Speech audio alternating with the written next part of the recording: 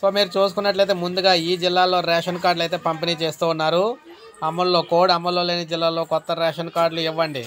రేవంత్ రెడ్డి శుభవార్త అయితే చెప్పారనమాట. ఎట్టకేలకు కొత్త రేషన్ కార్డుల జారీకి వెంటనే చర్యలు చేపట్టాలని సీఎం రేవంత్ రెడ్డి అధికారులను ఆదేశించారు.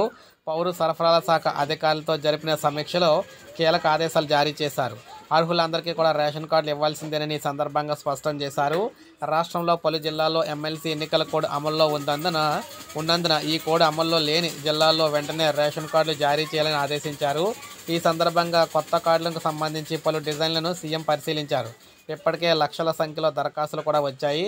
ఇందులో కొత్త వారితో పాటు కార్డులు ఉన్నవారు సైతం కొత్తగా సభ్యులు చేర్చుకునేందుకు దరఖాస్తు చేసుకున్నారు.